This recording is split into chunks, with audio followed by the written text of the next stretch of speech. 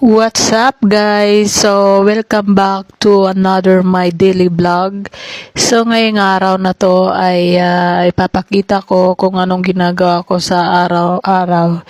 So ito pala, pumupunta ako dito sa aking pinaka-office at syempre nagtatrabaho ko dyan dahil kailangan talaga. At pagkatapos ko magtrabaho ay pinuntahan ko na nga dito ang aking mga alaga ayon.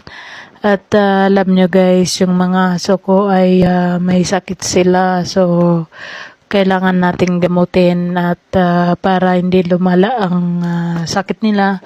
At ito pala yung mga maliliit na tuta, ipamimigay ko na sa iba guys kasi hindi ko talaga sila malagan dahil every 3 months wala ako dito sa Pilipinas. So yan ang babait talaga ng mga alaga ko. Kaso nga lang is may mga sugat sila.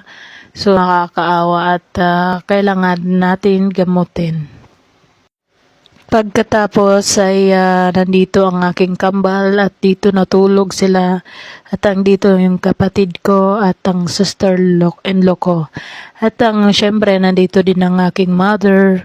Tsaka guys, dito pala sa bahay ko laging may party araw-araw. Ito kasi si Kambal maraming mga barakada. Ikala mo siya may-ari ng bahay. At ito pala ang aking dog hinahanap ko para gamutin ko kaso ay nagtatago pala sa kabinet ko. So yan, tingnan nyo guys at sabi ko nga kailangan ko magamot sila kasi nga para hindi lumala. At pagkatapos ko magasikaso sa bahay at kami ni mama ay umalis dahil mamamalingki kami dito lang banda sa amin sa market dito sa Pangpang at guys is 15 minutes lang pa po mula dito sa bahay papuntang palengke. So kaya pupunta kami ng palengke kasi ang aking mother ay nagre-request ng chicken. Ito naman si mother parang naglilihi So yan guys, at ito pala yung bagong highway dito banda sa amin. Makita nyo guys, at ang middle dyan is river.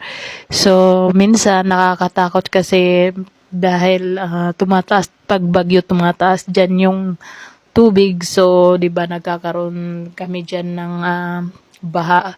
So, yan, kailangan talaga ingat lang.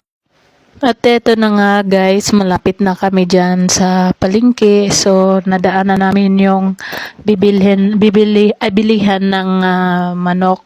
So, ayan, dito sa amin, sa probinsya is broiler. So, ayan, 45 days ata, 2,000 nila. At guys, marami sila dito binibinta, may mga pato at iba't ibang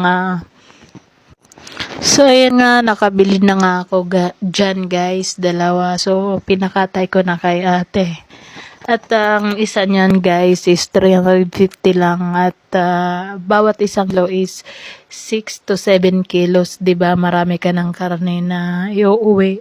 Habang nag-aantay guys at pumunta kami dito para mamili pa ng kailangan. So yan, umikot kami dyan para hindi naman kami boring doon sa pag-aantay. So dito lang ngayon guys sa Pangpang dito malapit sa dito sa Angeles, Pampanga Market. So dito lang kami guys, marami din dito mabibili.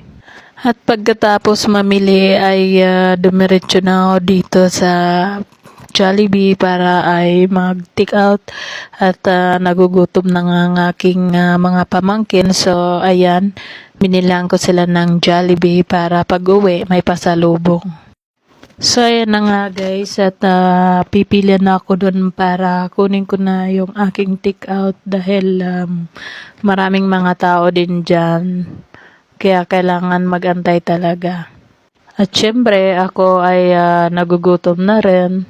So yan na nga guys at natapos na rin ang aming pag-order at pauwi na rin kami dyan guys.